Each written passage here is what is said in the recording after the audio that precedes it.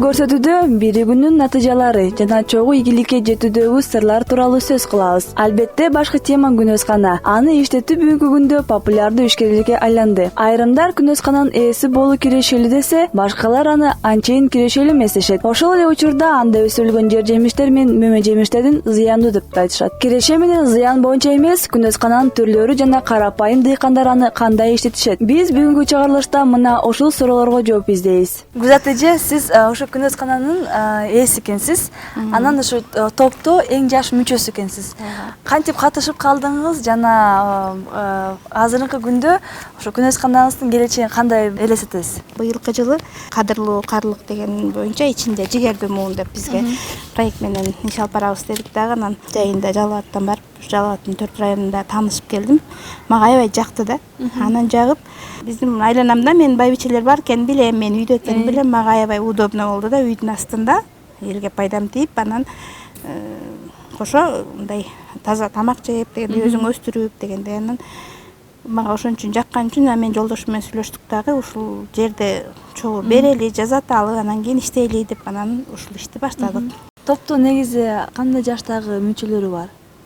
Топто азыр эң жашы мен 44 жаштамын да. 69 жаштагы бар, 62 жаштагы бар, 77 жаштагы бар. Анан ушундай караган адамдар да, мен айланамда бардыгы үйдө небересин караган, дегендей пенсия алган. Рустам Абдыков күнөскана өндүрүш боюнча жаш адис. Ошондой эле бул боюнча эксперт десек болот. Мурда Индия, Германия өлкөлөрүнө барып атайын окуп келген. Азыр болсо чет жердеги алган билимин өз тажрыйбасына колдонууда. Социалдык программаны колдоо боюнча Кыргызстанда ошо алтын новостройкада ошо куруп жатабыз. Мына бүгүнкү күндө системаны көрүп жатасыздар.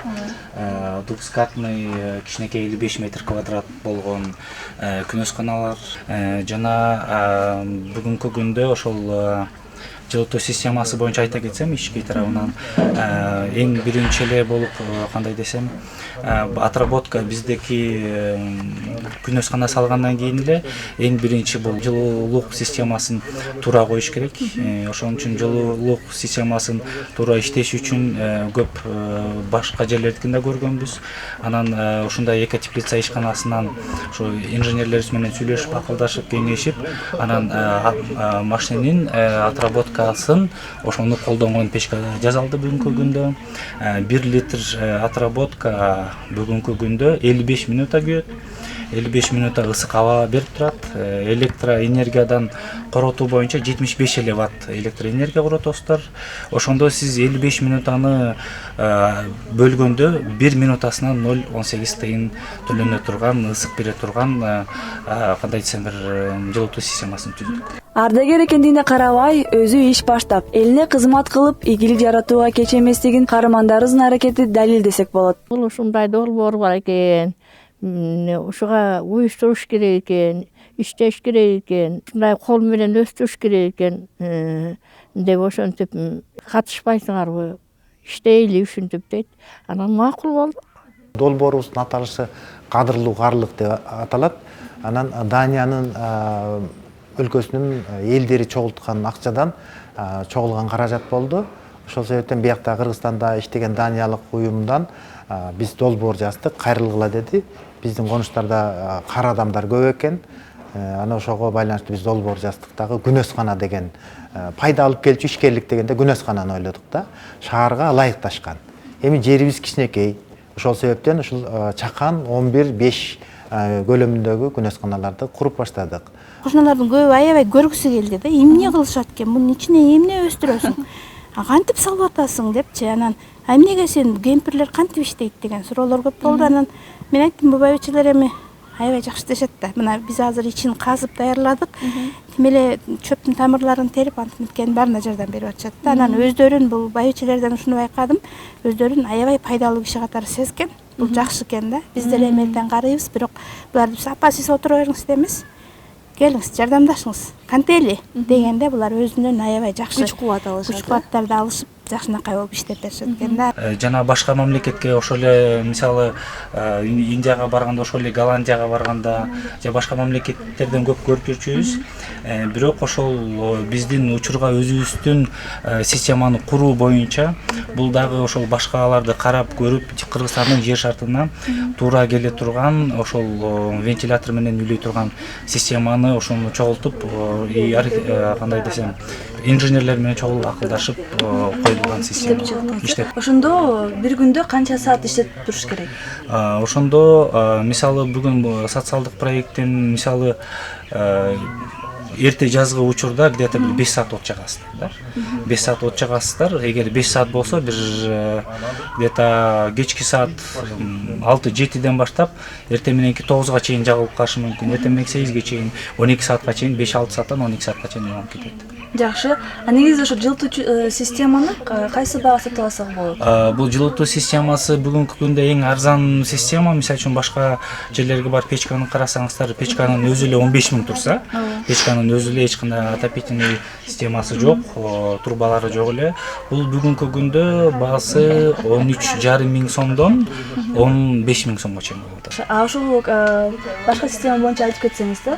Мисалы, ошол тамчылатуу системасын колдонууга канча каражат жумшаш керек? Бул тамчылатуу сугаруу боюнча мына көрүп жатасыздар, бул жактан азыр резервуарларды даярдап койдук. Бул жактан эми суу хлор болобу, кандай болот, ошону Резервуар ушуну муну айтып атасыздар. Ооба, резервуарлар эмне үчүн дегенде биз бул социалдык проект болгон үчүн биз ушундай кичинекей бочкаларга эле ушундай сумма ушундай бөлүнгөн. Ошол үчүн бул жака суу как отстойный катары и суу бул жактан жылыш керек.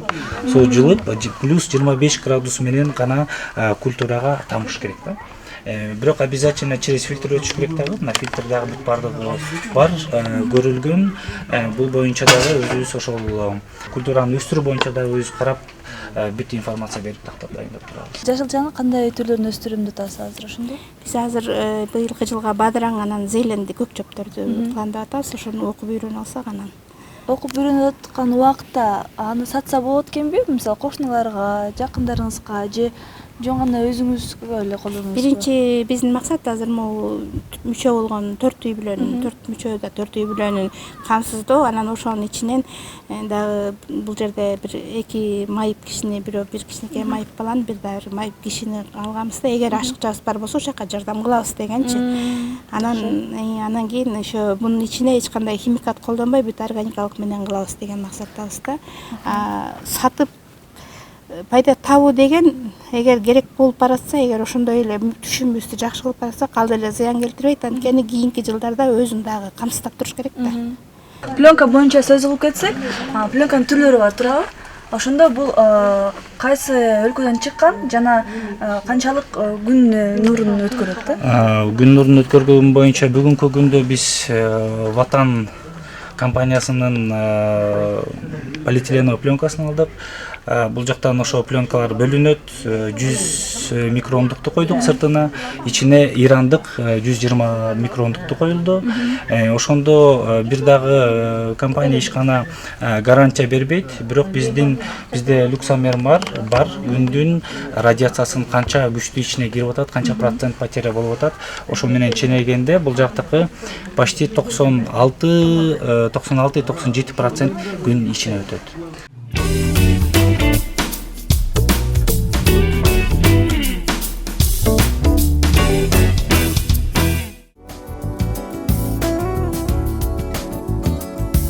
Мына биринчи бөлүмдө негизи күнөзкана иштетүүнүн баштоон жолдору, жамаат менен өзүңүз үчүн кандай мүмкүнчүлүк түзө аласыз, коргоонду кандай салса болорун үйрөнө алдыңыз. Эми болсо өсүмдүктөр жана жумуштун кызуу жүрүп жатканын көрөсүздөр. Ушулар менен ушул ырыскы өз жардам тобун уюштурууда жогору жакта менден мурунку сүйлөгөн балдар айтып кетти. Ушуну уюштуруп, ушул теплица күнөзкананы куралы деп өстүрө аласыңарбы? Ар кандай суроолор менен 2-3 сапар келип, ар кандай сыноолорду жасап атып, анан кийин акыры макул болуп ушул жерге орноштурдук элек. Мына быйыл уже Кудай буюрса аз күндөйүн түшүмүн ала турган болуп турабыз. Мына биздин бадыраң гүлдөп, мына эми 10-15 күндөн кийин уже түшүмүн бере баштайт. Тиягыбыз редиска, биягыбыз салат чөптөрү. чөптөр жагындагы дагы салат чөптөрү 23 мартта айдаганбыз. Мына бул жерде таблодо турат. Бүгүнкү күндө карасаңыздар, мына узундугун бул кандай десем, бул пермакультура деп коет. Ошону бардыгын ушул боюнча чышталат, ушул жактан өсөт. Мына азыр бүгүнкү күндө бул жактан бардыгы жакшы чаңдашып, бадыраң түйүп жаткан кези. Мына бул жактан көрөсүздөр. Канча метрге чейин жетет? Бул узундугу ушул сорттуку, F1 сорттуку где-то бир 5-6 метрге чейин жетет. Бирок аны дагы биз өзүбүздүн ошол карообуздан болот. Эгер кароону биз жакшы туура кылсак, ошого жараша анан иштер кетет. Эмне үчүн дегенде, аябай бийик кылып койсок, биз анда бул жактан күнөскананын высотасы, мисалы үчүн бул жактыгын алсак, где-то 280 болуп калат. Ошол үчүн 280ге жеткизип туруп эле, анан кайра ылдый жактан баштап үстүгө экинчи, үчүнчү подход менен биз кандай десем, ошо жемиш алсак туура болот. Негизи күнөскананын оң жагынан, сол жагынан, эки ягынан шамал киргенге жана эки капталынан шамал киргенге атайын өзүнүн проемдору болуш керек. Бул жактан эгер бул үстү жагынан ачылганда, эки жагы ачылат, буюрса ачылганда общий площадьтан 40%ке чейин ачык болсо болот. Ошол общий жетиштүү. Эгер 40%ке чейин болуп калса, анда бул ошо вентиляция системасы кичине кыйыныраак болуп калат. Бул күнөсканада температураны жанагы кандай бир билип алсак болот? Негизи ар бир күнөсканада ошол байкырки жылуулук системасын бир контролдогон ошо система болуш керек. Бул жактан көрсөтсөк болот. Бул жакта максималдуу жана минималдуу ошол күнөскананын температураларын көрсөтүп турат. Үстү жагындагысы, асты жагы влага деп турат. Жана бул жакка биз будильник да коюп койгонбуз. Эмне үчүн дегенде, мына карасаңыздар, максимум 51 жана 1 градус болгон, ичи 99 влагасы болгон да. Минимальный 7,5 болгон, минус 10%ке чейин влагасы түшүп калган. Бул влага көп болуп кетсе дагы, аз болуп кетсе да өзүнүн оорулары бар, ошол оорулар чыгат да. Температура бүгүнкү күндө 23,1-52. Температура абдан ыңгайлуу болуп турат.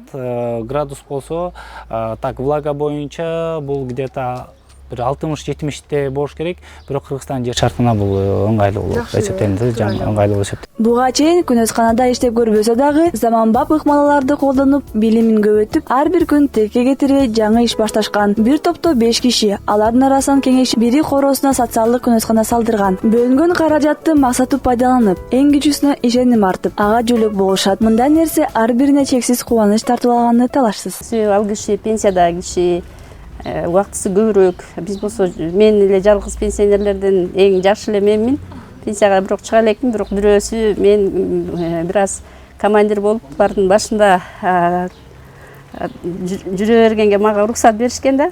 Күнөскана салуу алдында сиз, урматтуу телекөрүүчү, өзүңүз үчүн кандай түрүн курууну тактап алышыңыз керек. Карылыкты пайдалуу өткөрүү менен өзүңүз жана үй бүлөңүздү кайсыл мезгил болбосун таза жашылча жемиштер менен камсыз кылуу жана да коштолор менен болгон ынтымакты бекемдөө. Бул баалуулуктар социалдык күнөскананын негизи максаты. Мына бул өсүмдүк, менин колумдагы өсүмдүк бул салат чөбү. Бул өсүмдүктөр көбүнчө салат чөбү ресторандар, кафелерде колдонулат. Муну болсо биз өзүбүз коробузда өстүрүп алып, өзүбүздүн эмгегибиз менен өстүрүп алып жеп атабыз. Бул экологически чистый болуп атпайбы? Сатып албастан, дарыланбастан өсүрүлгөн өсүмдүк. Бизге окшогон пенсионерлер ушундай нерсеге ээ болсо, көп иштесе деп эле айтам. Чогуу отойбуз, чогуу сугарабыз. Көбүрөөк күнөскаларды курууга аракетибизди кылабыз, күчүбүз да жетет ошого.